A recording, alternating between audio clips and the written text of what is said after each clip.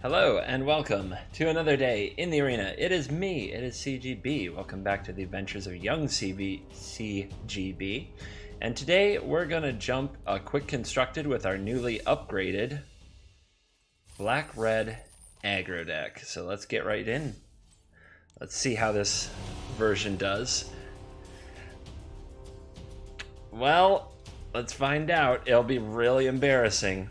It'll be really embarrassing if we go like a 1-2 or something after the other red-black deck with no crafted cards didn't do as well, but have no fear.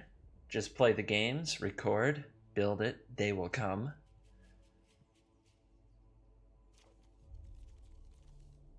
Hand is good. We got good 2s, 3s, and then a late game. No removal spell, but sometimes Ballista can double as one. And our opponent looking zombie-tastic. On the draw against zombies is a bad place to be. This is going to be a rough one, I can tell already.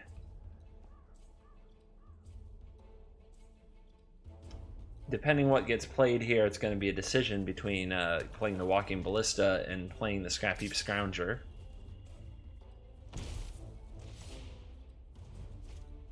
Oh yeah, we gotta play the Ballista. If our opponent plays a Lord here, taking out the Dread Wanderer is a big game. But we are already firmly on the back foot. We're gonna need this Rekindling Phoenix and this Pia Nalaar to do work. Let's turn the audio down just a little. They did not play a Lord. Interesting. We're going to need to draw removal spells if we want to be in this game.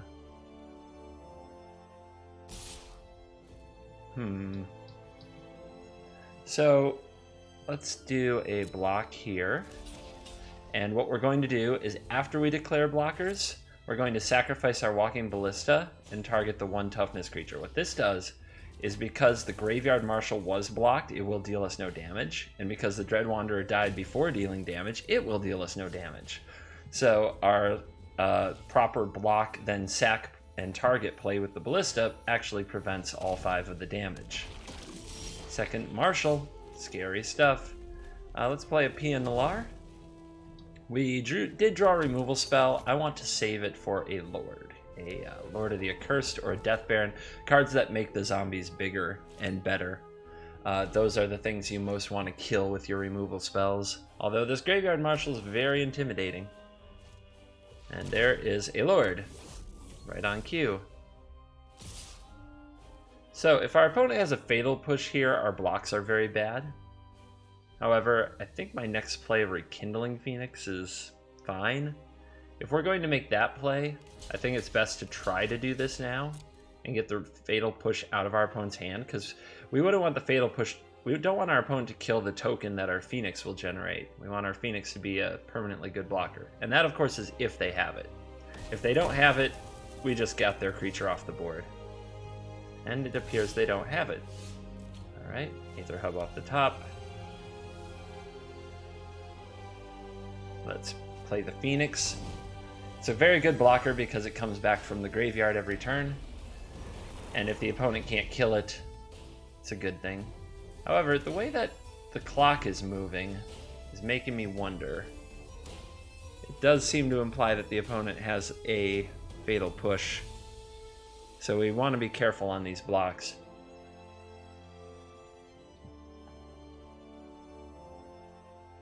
Although, is that okay to trade the Graveyard Marshal? Actually, no. We're just going to say no blockers here.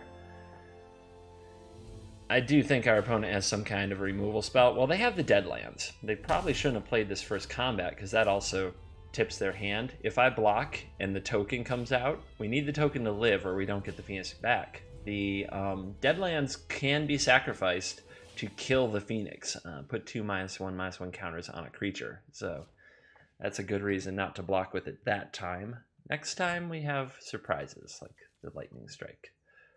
Our opponent now in stall mode. What are they thinking about? They could use mana from the Marshal to make some more zombies. If they get down to 1 card in their hand, they can bring the Dread Wanderer back from the graveyard, because that's the way the ability works. If you have 1 card or fewer, you get to bring it back. Here they come. Oh, our opponent doesn't bring it back. Interesting. Okay, so I think for this turn we want the Lightning Strike available, and we're going to play our Scrapheap Scrounger, which isn't a very good card when you're on the defense at all. But at least we can start attacking something somewhere. No attackers. And we'll end the turn. And then next turn, Ballista for 3 can help us whittle the board down.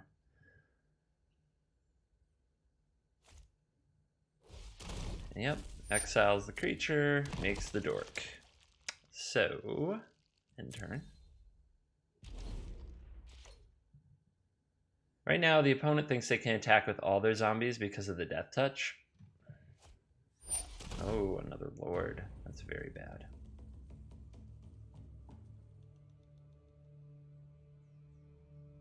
That is very, very bad. So, okay, this would be 6.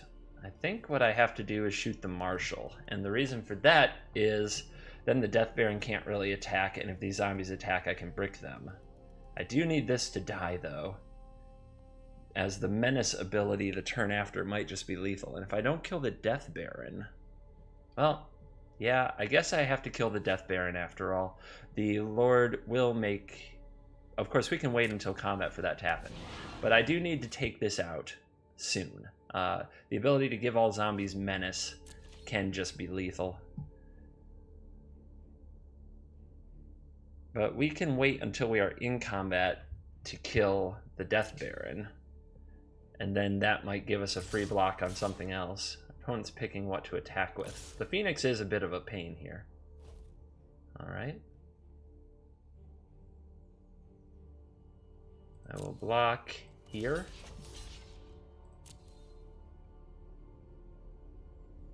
And I will strike here.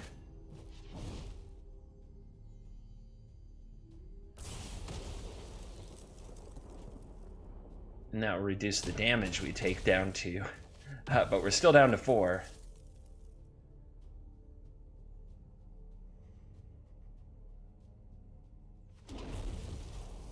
And if they have a fatal push for their last card, it's just so sad. It means their draw was just too good for us. Yep, they do. Just too good for us. Ahn-Crop Crasher. Well, I'm going to play the Ballista for 3. Not yet, though. That was a little bit of a mistake. Opponent's not going to block, though, for sure. But if you ever change your mind about playing Ballista, just run the number up to 2 high, and you'll get the option to cancel, since obviously you can't pay. So we'll do that, then we'll do this. And what our opponent needs to do is activate the Menace ability. And if they do that, well, no, they don't just win. It's close, though. Actually, what they can do is target the Ballista with the Deadlands. Then I block over here. Yeah, if they target the Ballista with the Deadlands and then attack, they'll win.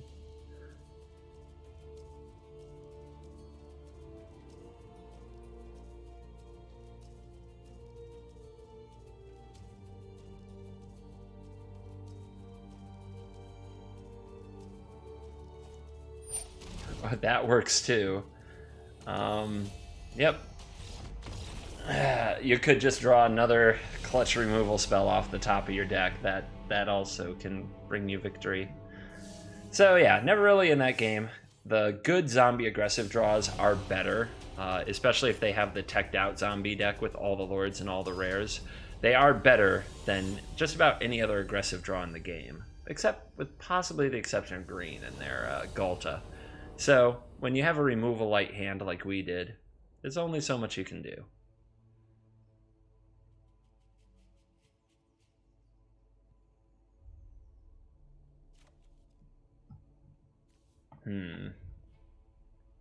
This is a tough one, because if we don't draw the lands, this hand is very bad. And we don't have a removal spell. I actually think on the draw that this could be a mulligan, and I'm going to take it. Because there's a good chance we just never get to 5 mana and those Glorybringers do nothing. I do need a black source, but I'm not willing to take an Aether Hub here when I already have 3 other lands. Alright. Bomat, help me out. I need to bounce back from that last game. Also, when you're evaluating how well you do in Quick Constructed, pay attention to how much you're on the play versus on the draw with this deck. We've now been on the draw 2 games in a row. Hopefully that will even out. Winning on the draw is a lot like stealing a home game in a football or NBA series. So you're always more advantaged at home. So if you steal one on the road, if you go on the road and steal the other team's home game, yeah, that's where it's at. That's what being on the draw is like. Breaking serve, right? For you tennis fans. We're going to jam Scrapheap Scrounger. If our opponent has a counter spell, so be it. We have to make them prove they have it. They do not. Anticipate. There you go. Although, it could mean a lot of things. Combo, control. Not sure where exactly Anticipate fits the current meta. Black mana. Okay. Well, this is a chance to double spell. Double spells where you, I think I've explained before, but just in case, this is a great time to talk about because we're against a control deck. Playing 2 spells that the opponent wants to deal with in 1 turn. If they have a disallow, they can only counter 1 of them, so you make progress on the board. So I'm going to start with a Bomat Courier, see if our opponent wants to do anything about it. And they do not, so now we're going to go to attacks. And if they just take this damage and do nothing about that, then what we probably want to do is not make any plays at all. Here comes a play, because then it would waste our opponent's mana. Okay, they're going to opt in combat. I'm going to draw a card, but now if they have Disallow, they can't cast Disallow, so we are going to try for a Kari Skyship Raider. It will resolve. If they had a Disallow, the feels bad must be intense right now, because they're about to get punched in the face. Alright, play our land. We're going to hold this till after combat. Our opponent will probably tap mana to deal with our board in some way, because otherwise they're going to take a lot of damage. Triggers, triggers, triggers. Here comes something. Probably Vraska's Contempt. Oh, Glimmer of Genius. So our opponent using their card draw effects in the combat step, you should wait till end of turn if your opponent has open mana. I've picked on people before for waiting till end of turn to use draw effects and things of that nature, but the absolute best time, the reason to wait until my end step to make such plays is because I can make plays after my combat step in my second main phase and continue to add to my board. Now we're not playing around something like Yahenni's Expertise here, so that could be what you'd call a bit of a blowout. But with a Scrapheap Scrounger and a Glorybringer in hand, I'm willing to accept a blowout here. I haven't seen many Yahenni's Expertises or Golden Demises in the game lately, and the opponent succumbing to the pressure. All that they appeared to have were card draw spells. We saw Opt, Anticipate, and Glimmer of Genius. It's a good idea, no matter how much you might enjoy those card draw spells, it's a very good idea to limit the amount of them you put in your deck. Because as you saw there, if you draw all of them, you simply aren't dealing with the creatures that are beating you up. Nothing but draw is a bad thing. No draw whatsoever is often a bad thing. In our red-black deck, the draw is handled by planeswalkers like Chandra. Or Scrapheap Scrounger coming back from the graveyard is a lot like drawing a card, because you keep a threat on the battlefield. Alright, I'm gonna keep it. Are we on the draw again? We have been on the draw for 3 straight games. Alright, our luck is gonna have to turn around eventually, and we definitely stole that last one. So let's see if we can steal another. Well, that's going to be tough. Llanowar Elf on turn 1, huge mana advantage.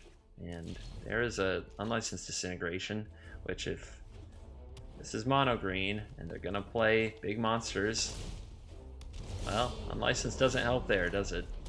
This is going to get rough. I can tell. And if it's a Vine Mare, Unlicensed doesn't help there either. Steel Leaf Champion. Okay, Unlicensed can help us there. Also, our opponent missed a land drop. I'm going to take a chance here, and instead of playing the Unlicensed, I'm going to Chainwhirl the Llanowar Elf, since they missed their land. And I'm also going to leave this Heart of Kiran back to try to block the Steel Leaf Champion. Can't block the Ronus, really. Alright, they found another. How obnoxious. But it might keep the Steel Leaf Champion from attacking. No, it doesn't. Alright, Steel Leaf wants to come in. We'll put a Heart of Kiran in front of it. Our Heart of Kiran is legendary, so since we have another one in the hand, it makes a lot of sense to trade it here for the Ronus. Or not for the Ronus, for the champion. As far as dealing with this Ronus, well, it's going to be rough. But we do have a card called Rekindling Phoenix that is pretty hard for them to deal with. Now, am I attacking? We have to start attacking our opponent sometime. May as well do it now.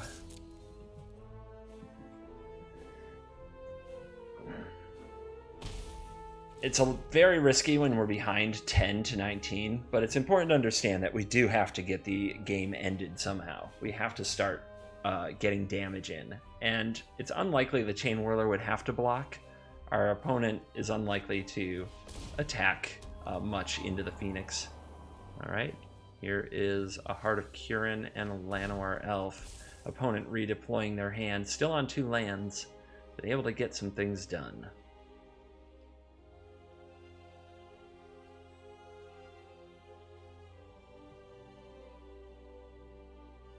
They don't have a way that they can crew and attack, so yeah, passing the turn is right. We do a Scrounger and a Heart. I think I can attack with my Phoenix. What if my opponent crews the Heart to block the Chainwhirler and I disintegrate it? Then my opponent will take 10 and go to 6. They'll untap, and if they play a large creature, Ronus can get me to 5, 4, 3 probably. But in order to play a creature, they have to use at least some of this mana. And then we have a Phoenix and an Ahn-Crop Crasher. It seems like that could win the game. And right now our opponent doesn't have Blossoming Defense available, which is a card that gives a creature hexproof for 1 mana and is the best thing that like an unlicensed Disintegration could take out. Okay, this is a risky race. We're very behind in it, but we swing it very intensely if we do this turn well. So I'm going to go for it. And yeah, we'll see how this all ends. I think this is the best chance.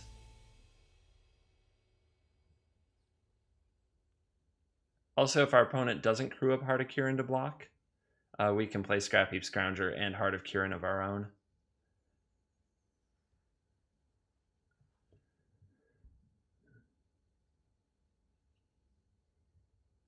Yeah, this is a really interesting one. I would love for Hazoret to help us here, but we have too many cards in our hand. Part of being on the draw, part of missing land drops. But yeah, we're going in, and we're going in hot. So the opponent can crew up the Heart with the Ronus if they wish to. And if they do, before our opponent blocks with the Heart, we will destroy it. But the opponent says no blocks and takes all of the damage. So now, for our turn, we'll have to deploy our own Heart of Kiran. And then we take 1, 2, 3, 4, 5, probably 6, 7. And then we can still win on the crackback, right? Because we have 7, and then we have this. Yeah, that's the right play. Still the right play.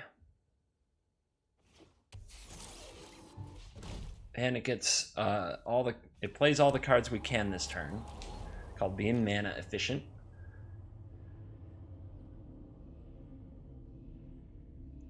So Scrapheap Scrounger is set up to crew the Heart to do some defense so we don't die this turn.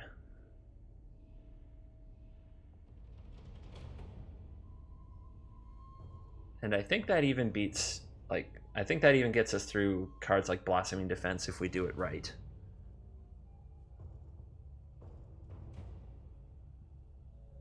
Maybe not through 2 defenses. Let's see, if our opponent goes crew. Oh no, it still beats 2 defenses because our opponent can't give trample to another creature without using the +2/+2 ability. The trample ability lets the opponent do damage like over the top of our toughness. So they're going for Vine Mare. That taps out their mana. they get a 5/3 hexproof, which means we can't target it. So this is gonna, let's see, it's gonna allow Ronus or Heart to attack, but I don't. Okay, so here's the attack.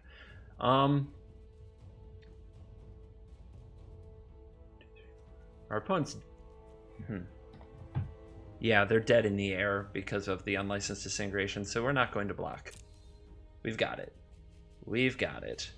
The only thing that could the only thing that could get us is if our opponent plays a forest and has a blossoming defense. I don't think they have either based on the way that they've played this game and this turn. If they had it, I think that they'd have played the forest and left up a Servant of the Conduit instead of spending the energy to make mana. So it tells me they don't have other mana sources. All right, here we go. Walking Ballista, that's pretty good too, but not what we need. So here's the play. We crew up the Scrapheap, crew up the Heart with the Scrapheap Scrounger. We go to combat.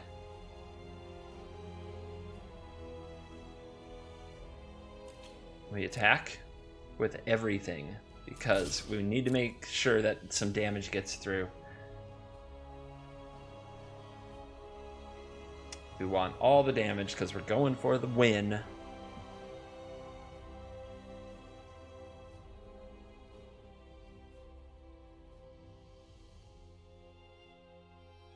And as soon as the opponent hits this crew button, we're going to use Unlicensed Disintegration as soon as this is a creature and show our opponent that we have lethal. We could have also done it earlier, but I'm all... And I think that that would have been lethal if we had just showed them Unlicensed Disintegration on something else, but... all in all, let's just make sure we do it right. Do it careful, do it right. Opponent sees the writing on the wall, scoops him up. 2 wins, 1 loss. Been on the draw each game. Let's see if we can get on the play and get out ahead and let our new card shine. So far, it feels like we're winning with the same cards we did before. Although Rekindling Phoenix, yeah, you saw the power of Rekindling Phoenix there. Very strong against green decks. They just have a really hard time removing it. The zombie deck didn't have that kind of problem. Does that make zombie decks better than green decks? Well, when facing Rekindling Phoenix, it does. But there's a lot of other things in the format to consider. We are on the draw for a 4th straight game. I'm starting to think that the gods are after us. And is our opponent going to turn 1 Llanowar Elphus? No. This time it's Greenbelt Rampager. So the Rampager makes an energy and then returns to your hand. It is a 1 mana 3/4, which is amazing, but it makes an energy, then it returns to your hand. It does this each time until you have 3 energy. So it's actually like a 3 mana 3/4 that you can play on turn 2 sometimes. It's an unusual little card. Anyway, it is a bit of a brick wall, and it is going to be a pain in our butt because of that 4 toughness. Abrade can't kill it.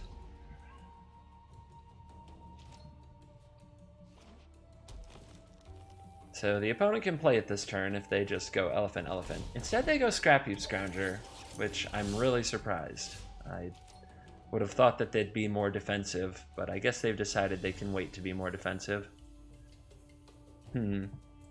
So with that Elephant coming down, my Scrapheap Scrounger won't be a good attacker. So I think for this turn I'm going to play the second Bomat. Why are we holding priority? That's weird. And our tapped land, get that tapped land play out of the way. Remember, Scrapheap Scrounger cannot block. Right, it says very first line of text is the one that gets forgotten the most.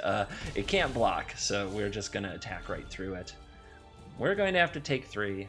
That's okay. We get cards under our Bomat Courier. We may need them for this game. This looks like we're going to be behind. We've drawn more lands than we really want to, and our removal isn't going to line up with the Rampager. Thorn Lieutenant. Another obnoxious card.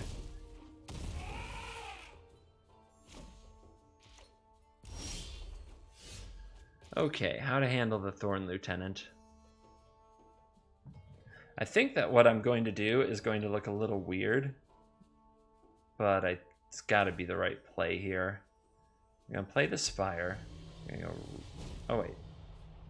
I know what to do. So we're going to go combat. Attack. I was going to kill this first, but no. So we're going to send in our 2 Bomat Couriers. Our opponent's going to block one of them with the Thorn Lieutenant. We know. After they block, we're going to kill the Thorn Lieutenant. It's going to make our opponent a 1-1, but since blockers will have already been declared, the 1-1 can't block again. So our Bomat Couriers will both live and get more cards underneath them, and the Thorn Lieutenant will be gone.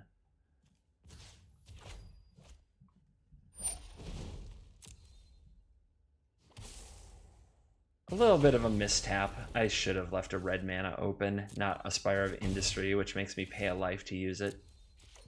We'll see if I'm punished for that. The only way I do get punished is if I decide to sacrifice one of these Bomat Couriers during my opponent's turn. And they are leaving back the 1-1. So they are really worried about these Bomat Couriers. Now let's see what else our opponent has. Can they add a lot to the board? They can definitely play the elephant, which is really annoying. It's a very big elephant. And that's end of turn, so our opponent has some big green stuff, but they're not, I guess they don't have the lands and they're not deploying it. Okay, Abrade, huh? Well, we can take out the Scrounger. So I think that this is a turn to reload our hand a bit. So I'm going to play Swamp or Hub, Swamp or Hub. I guess Hub, in case we find a Goblin Chainwhirler. But we're going to tap it for colorless now. Actually, let's see. We'll make our opponent make a decision first. So we're going to go to combat and attack with this Bomat Courier. Our opponent's going to block it. We're going to sacrifice it, discard our hand, and draw 4 cards. It's on 3 right now, but it'll go to 4 after we attack. We don't mind discarding Scrapheap Scrounger. We can get it back from the graveyard later. And also, after our opponent blocks the Bomat Courier, but before we sacrifice it, we'll fire off our Abrade to get something out of it.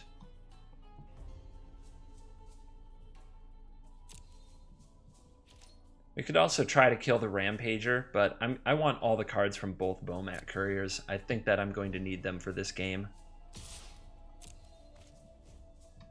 Our opponent, it's interesting. I'm curious to see what they do. It doesn't look like we want to use our Bomat Courier because of how many cards are in our hand. Okay. Well, that's curious, because now what we can do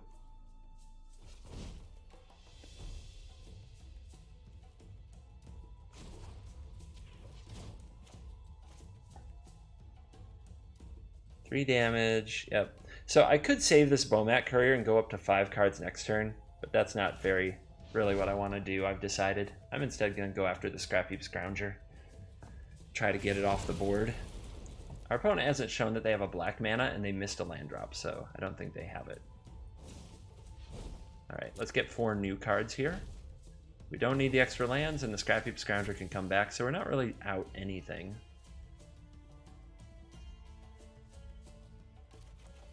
And those are much better cards. Can't play them this turn. But, yeah. We saw Phoenix against the green deck last time. Opponent finds a green. I wonder if they have a Vine Mare.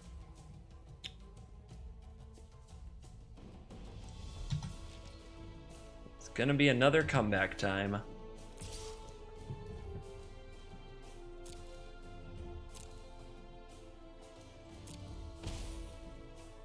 Again, we're going to save this Bomat as long as we can, in case we want those cards underneath it.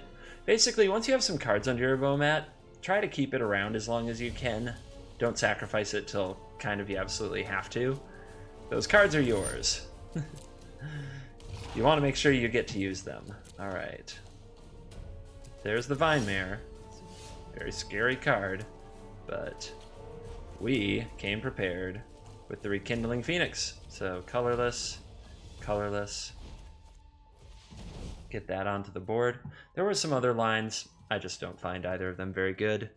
Unless it's Disintegration. Let's save it for a Galta, which I think our opponent has because of how kind of slow this game is played out.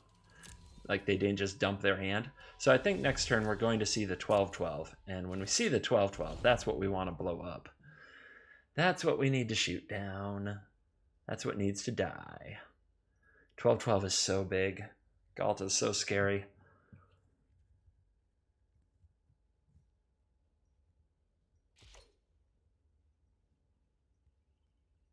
All right, let's see how our opponent plays this turn.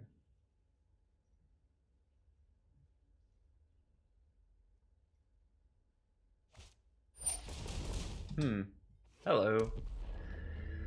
Now the big scare is Blossoming Defense. Maybe we can get our opponent to play it if they attack into this Rekindling Phoenix.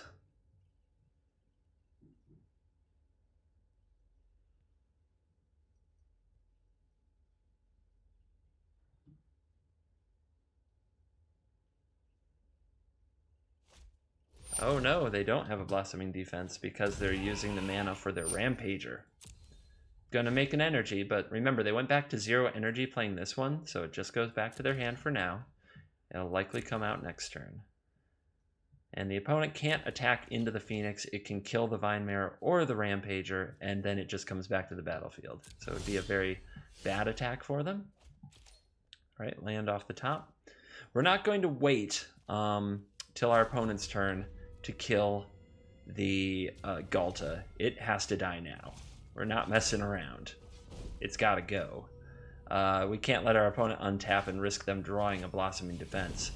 They could have another Ghalta, and that would be very sad, but I'm not risking it.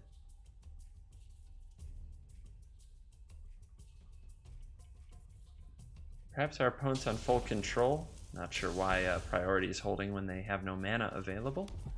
And then I'll bring out the Pia Nalaar. But we still don't want to attack with our Phoenix here, I don't think. Well, let's see. If we attack next turn, 1, 2, 3, 4, 5, 6, 7, 8. If we attack for this turn, we get them to 9. 1, 2, 3, 4, 5, 6, 7, 8. Is there a way to deal like 1 more damage somehow?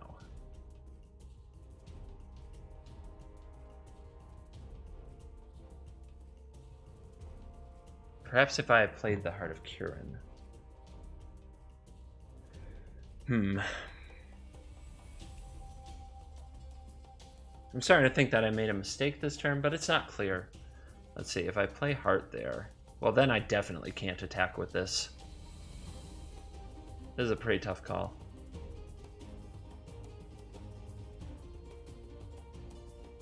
The opponent does have a Hash-Up Oasis, so we may have to chump block anyway.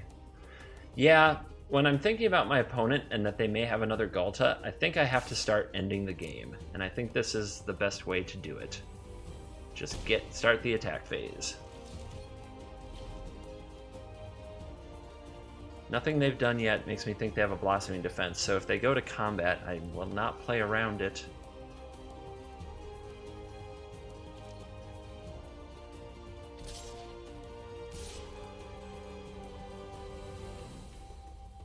Yep, we're not going to block here. We'll go very low on life.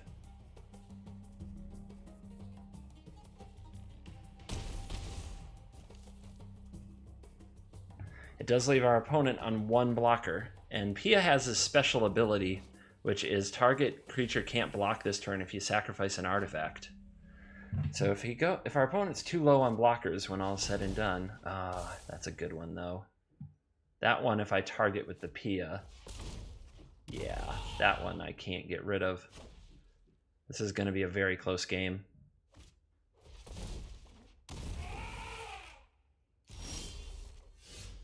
Wow, what a draw. Yeah, that should do it. What a draw off the top. I don't know that I deserved it per se, but I have been doing this a long time, and I know good luck. When it comes, you don't turn it down.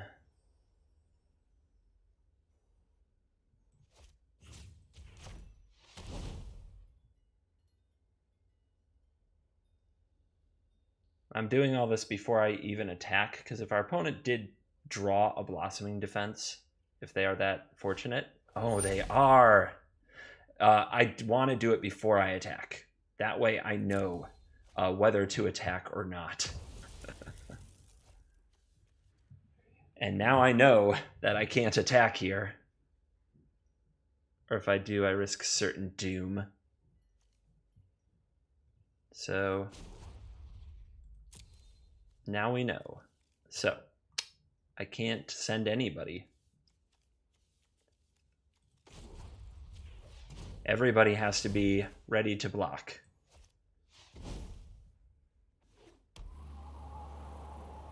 So we'll go to end turn. So they did pull a Blossoming Defense. I wonder how long they've had it. I really do. Because to me, there were a lot of opportunities to play the game differently if you had one. They top deck a land, I would have held that. But maybe they're thinking about pumping their Thorn Lieutenant. So they're in an interesting situation. They can force... They have more attackers than I have blockers. So they're going to get one through. But their smallest creature is a 1/1. They could use the Oasis on it, and they will. But now their smallest creature is a 2/3, and I can take that damage as well. So if they attack, this is the creature I'm not blocking, and I'll end up at 1. The other question is, do I want... I can't afford to put the Heart of Kiran in front of anything. Everybody has to block. If I tap to put up the Heart of Kiran, that's just silly. All right. So first things first, Divine Mare is the most obnoxious thing that I most want to kill. And then everything else needs to get blocked, except for this. We're going to go to 1, and I'm going to sacrifice my Bomat Courier and draw 2 cards. So after blocks are declared, sacrifice Bomat Courier, 2 cards into the hand. Ooh, that stings. We need to draw a way to deal 1 damage. A Walking Ballista will do it. A Chandra will do it. All we need is a way to deal 1 damage. A Bomat Courier will do it. Cross your fingers, everybody. Are you kidding me? Are you kidding? I can't believe it. 3 straight lands. How very unlucky. And when I thought we had it with the Unlicensed Disintegration.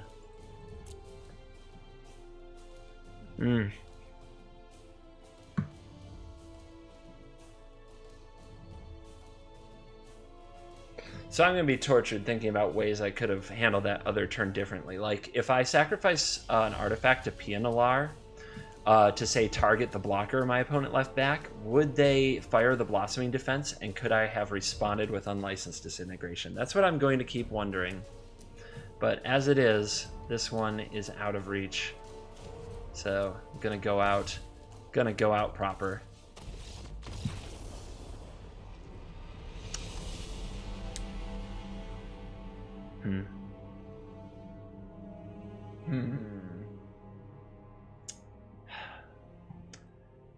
All right, we're going to need a bit more luck if we're going to get to the 7th win on this one.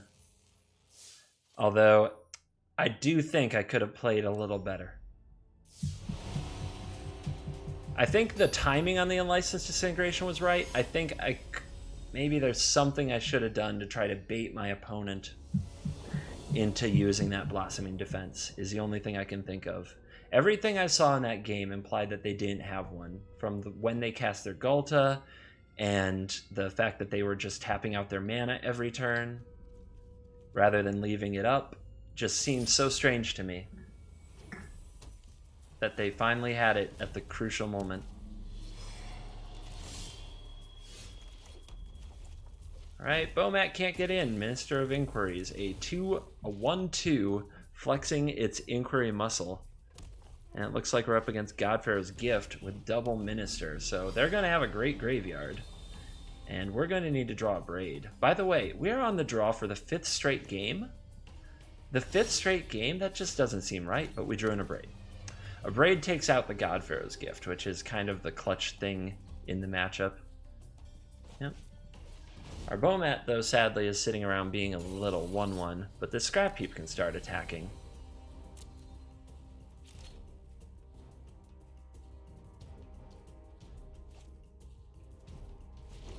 you're milling me. This isn't Godpharaoh's Gift. This is some kind of a... This is a millstone deck. A deck that tries to deplete your graveyard, I guess. So I'm guessing we'll see Fraying Sanity and shenanigans like that, maybe? No? I mean, it still looks like a Godpharaoh's Gift deck. Why would you mill me? Maybe our opponent doesn't know the way it plays. So I could start firing unlicensed disintegrations on the ministers. That doesn't seem very good to me. I think Pia is a much better play, but maybe the Scrap Heap's even better. But Pia is mana efficient, meaning we use all our mana this turn. So I think I'm going to play Pia after I complete this attack step.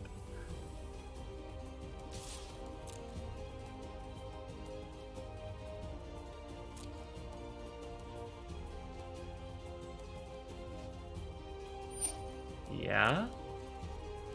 Our opponent's putting Scrapheap Scroungers in the graveyard for us. That's something. Unfortunately, we've drawn all Aether Hubs so far to produce the mana, which is, again, the luck has to come back our way, right?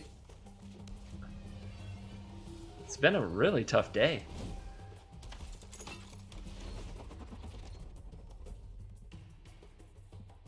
Having to work for our W's. I don't mind to an extent. At some point, I just feel like I'm operating on faith that it will get better. At some point, it has to actually get better.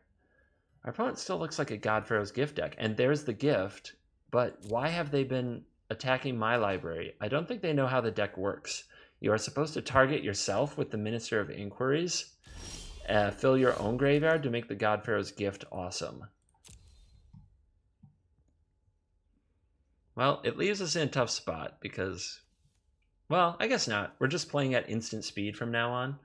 Because if our opponent plays a white mana, which we haven't seen evidence of, but there's no evidence against it, and then a Refurbish, which for 4 mana returns the Godpharaoh's Gift to the battlefield, we need to be able to destroy the Godpharaoh's Gift in response. So for a while, we're just going to be cracking in here and saying go. We need to leave mana open to make that play, at least until we're certain they're not a white deck.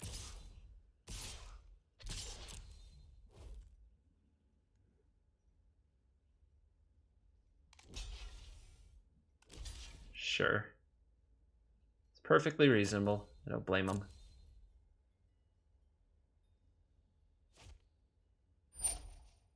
And I'm not going to react to it either. Again, my plan to leave up the Abrade.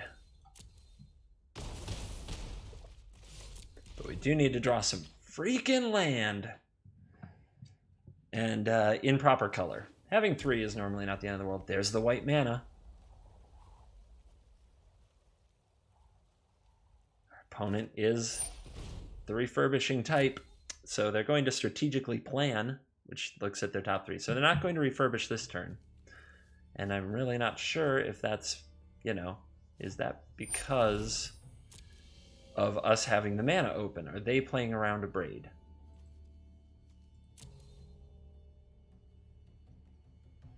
So draw 2, discard a card. They're going through their deck. They're trying to find the right combination of things.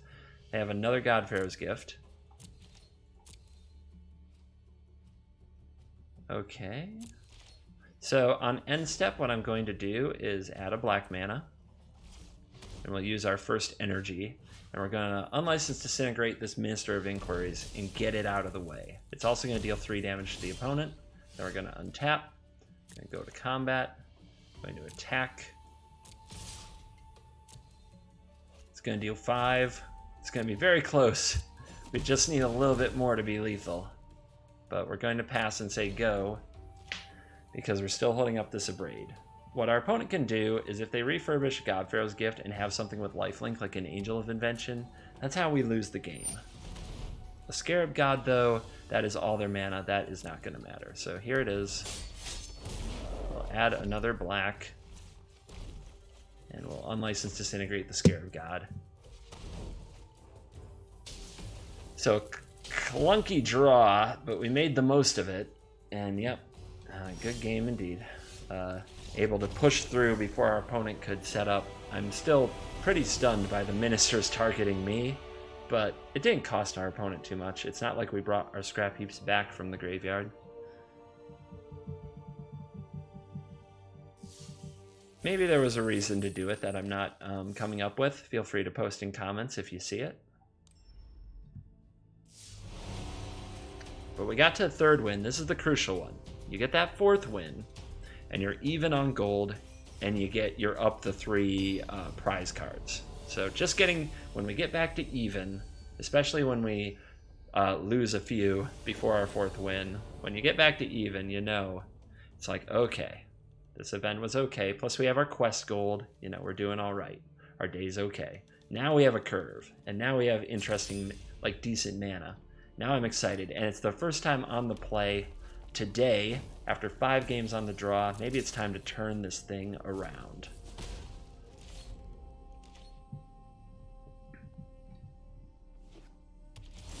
Our opponent with a tap land for turn 1, meaning that we get to get out to a very fast start. And now the real question, will we get to kill something with the Goblin Chainwhirler next turn? If we took out a Drover of the Mighty, that would be a big game. It would be a big game. The Huntmaster is not something we can really go after, but we do have the Unlicensed Disintegration. So do we want to take out the Huntmaster or the Dinosaur? That is the question. And I think the answer is the Dinosaur. But the Huntmaster is in the way of the Bomat Courier. Oddly, we could trade the Bomat Courier for the Huntmaster. I actually like that quite a bit. The Huntmaster is a very strong enabler. I'm going to attack with both and see what the opponent does. If they block the Bomat Courier, the play is the Chainwhirler. If they don't, I think it's the Unlicensed Disintegration. Yeah, they're worried about the cards under the Chainwhirler, but I think in this case I just want to kill my opponent quickly. Not to mention, I want to play Chainwhirler before my mana gets jeopardized. If I lose my artifact, my Spire doesn't produce red anymore, and I only have 1 use of the Aether Hub.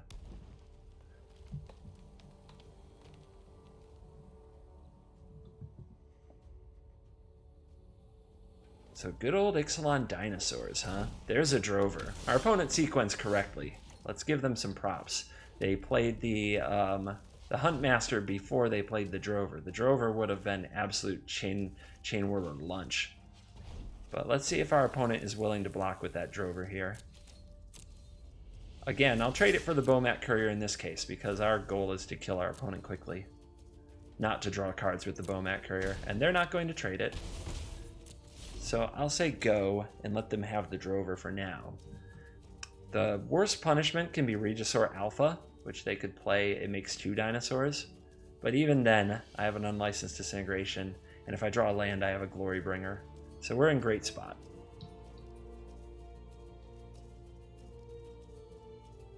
The current red-black decks are just too quick and too violent, just too vicious against the dinosaur decks, the dinosaur tribal decks from Ixalan. Those decks were good a while back, and now there's still an interesting deck to get into early, but now they're just unfortunately too slow and a touch too weak. And our opponent, well, we'll show him what's up, I guess. Try to be quick about it. Normal attack, just you, Stevens. And that's what we can do with decent mana on the play. Let's hope to do that a few more times. We got to our 4th win, so we're not down gold, we're at even.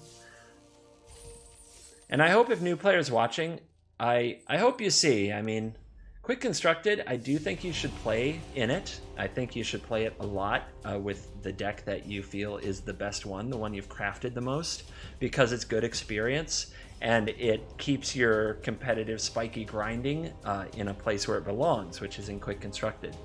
That said, I hope watching this you get the impression that it's not easy. And even as you're crafting wild cards, it never gets easy per se. If you're on the draw several games in a row with an aggressive deck, you can have a really bad time. If you get unlucky a few games in a row, you can have a really bad time. If your opponents get good draws and your draws are just okay, it can be there will be a lot of loss. You lose. I lose often. This is a really tough keep. The Chainwhirler is unlikely to get played, but the Unlicensed Disintegration is likely to get played. It's very unclear if we can get to this Glorybringer. We have 2 Bomat Couriers who could be low impact. This is a really tough one. If we're against another red deck, this could be big trouble.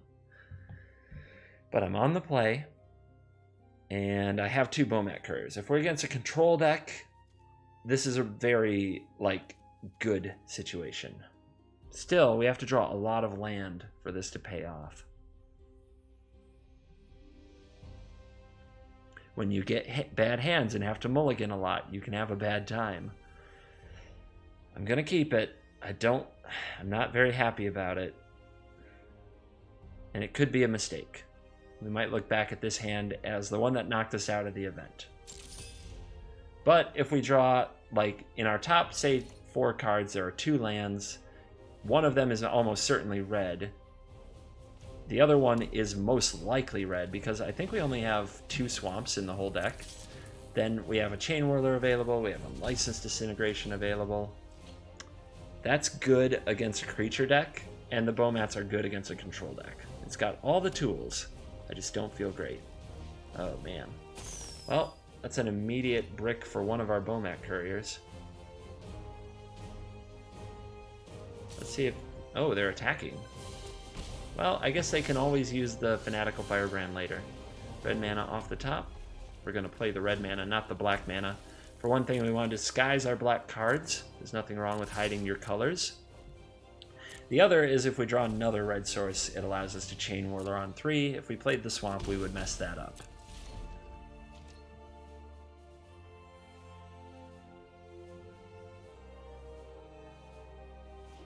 I'm not sure how a red mirror will play out here. If my opponent attacks with this Firebrand, I'm almost certainly in big trouble, because it means our opponent probably has a Chainwhirler. And Chainwhirler is bad. Chainwhirler killing both our Bomat Couriers would be a very sad experience. Alright, well, we're going to do it this way. We're going to hope they don't have it. Or even if they do have it, we're going to hope they don't have the 3rd land. We're going to clear the Kari Zev with the Unlicensed Disintegration, especially since we drew another. It makes the play a lot better since we drew another. But if this is the Chainwhirler turn, the sadness is going to reign.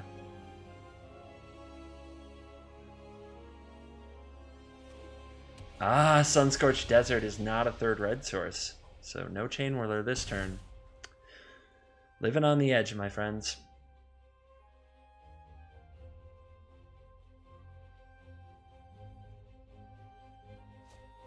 Oh, Fanatical Firebrand is being used now. Takes out the Bomat Courier.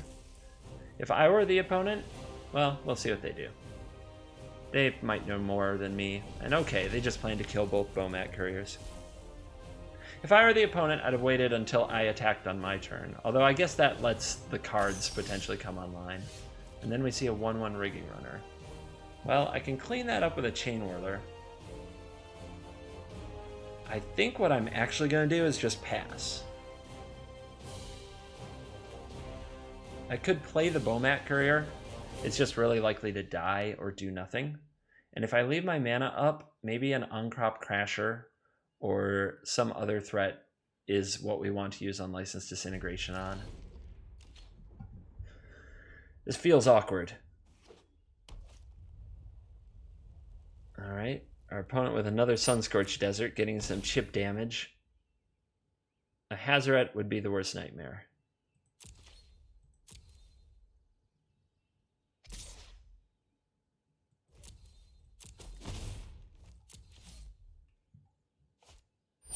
A Chandra's not good.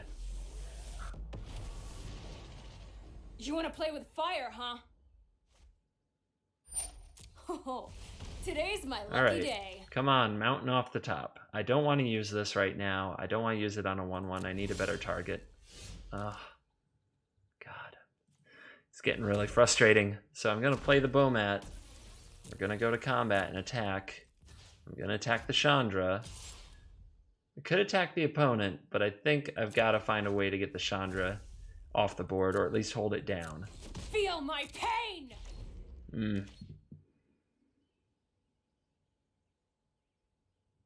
We got the right cards in the wrong land. The 2-lander is really getting punished. Oh, this is gonna hurt. I believe you. Well, that's a very good card to hang on to your Unlicensed Disintegration for. Does our opponent attack with Raking Runner? No, they hold it back. Not letting cards get under the Bomat Courier is smart. Okay. Yeah, this has to die. We can wait until our opponent's combat step, but if we do, they might be able to kill the Bomat Courier. And if they do, then we don't get the 3 damage. So I'm just going to do it now. We don't want them to, in response to the Unlicensed Disintegration, use Shock on a Bomat Courier, and then we don't deal the 3 damage. It could really matter. It could really matter.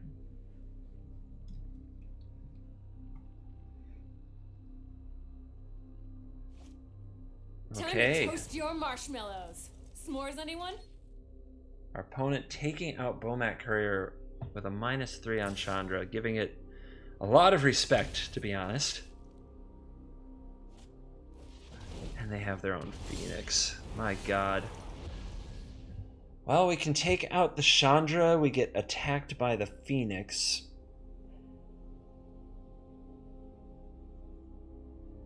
Then we play our own Phoenix. We go down to 7. Oh, it's rough. And we have an exerted Ahn-Crop Crasher. But I think that that's the way it has to be. At least we drew our mountain.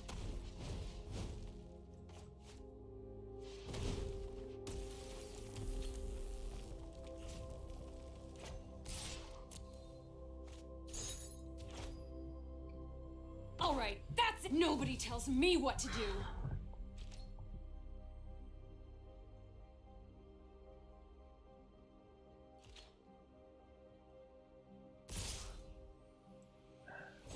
It's all about this follow-up. A good follow-up here is almost certainly game over as we're so far behind. Ugh.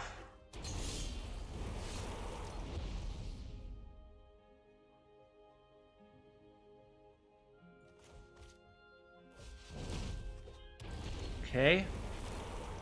If the opponent has a way to kill this, we die.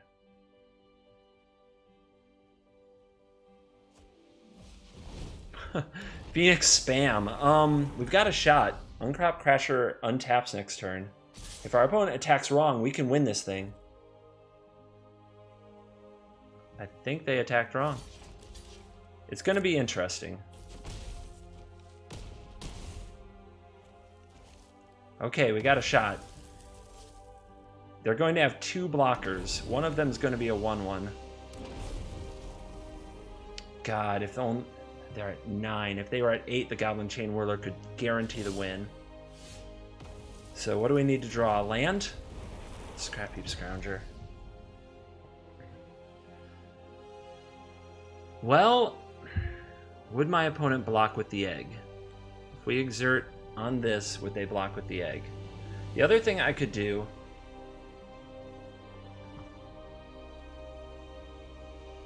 Alright, I need to really think here. What if they just don't block with the egg? Is that the only way I can win?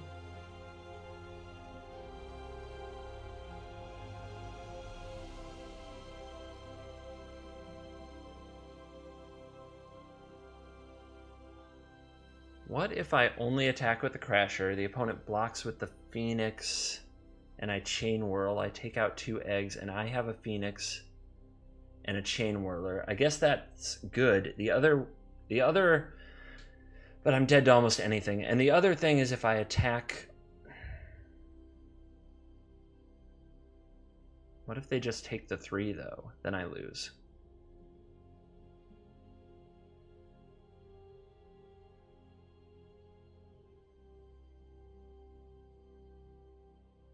So I think my best play is the Gambit.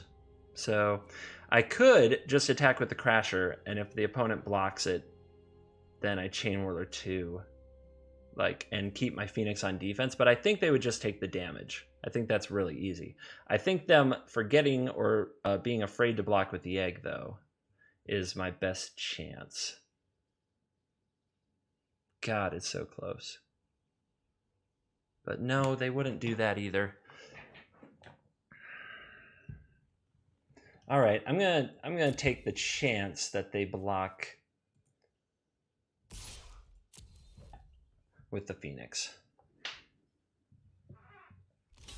I think this is my best chance to win the game. They do.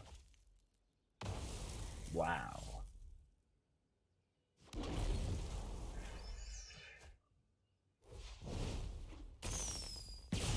So, eggs down. Our opponent can still win with any burn spell. They can still win with the Chandra. They can still win with anything to keep this from blocking or kill it.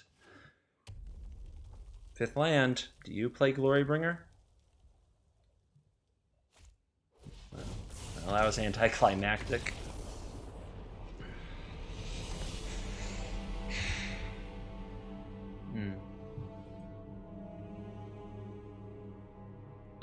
That was a really rough day in the arena, but I did promise that for young CGB, you'll see it all. The good, the bad, and the ugly. None of these are good opens either, and I think it's our third miscolor. But we basically, I think we played our heart out, got hella unlucky, maybe made one or two mistakes, but if you don't make any mistakes, then you're just perfect at Magic, and that's who you should watch on YouTube, the person who makes 0 mistakes, my God. I do my best. I'm not that person. I feel like we ground our heart out to get to 4 freaking wins. So getting our money back is sometimes the best you can do. And certainly luck wasn't making it easy for us that time. It won't always make it easy, and that's okay. But that was a rough one. Okay, what we're going to do on next episode for the Adventures of Young CGB is we're going to take the History Lesson deck, and we're going to try to build a good blue-white deck. This one, the historic theme, I'm not sure how hard or how far we can really take it, but we'll work on it, and we'll see if there's anything to be done with a historic themed deck. I received a lot of criticism from people about my approach to the kicker deck, saying that I took out all the kicker cards. First of all, you're being ridiculous. This has kicker, this has kicker, and the Fight with Fires have kicker. Yes, there's 5 cards in it with kicker. Does that make it a proper kicker deck? No. But when you go around saying, take out all the kicker cards, you're just being an idiot. Also, people were saying Druid of the Cowl is better. There's Druid of the Cowl and Elfhelm Druid. You can debate the numbers all you want to, but I don't mind having the split. But I'm not going to overly defend this deck. I didn't test it at all, and it didn't do that well. Maybe the proper kicker deck is right. Maybe we'll go back and revisit making it the kicker deck more of a kicker deck in the future. But I'm giving you a heads up right now. The way I'm going to work on decks might not be the way you would work on decks. That's normal. That we don't have to agree on how to build decks exactly. I'm probably going to take out a bunch of the cards from this deck that you really like, and I'm probably going to reduce the reliance on the historical theme. Why? Because we don't have that many historical cards. We don't have enough ways to take advantage of it. And I'm probably going to take out things that make Timmy's and Johnny's go nuts, like Traxos. You don't have to do what I do. And you can post in comments all you want to about what you would do differently. I'm still going to do what I would do, because otherwise I'm just not being true to myself. And that doesn't make for good content. Okay, everyone. Thanks for watching. What a grind today. Hopefully the next grind a little less taxing, a little more rewarding. Thank you so much for watching. I'll see you next time. Later.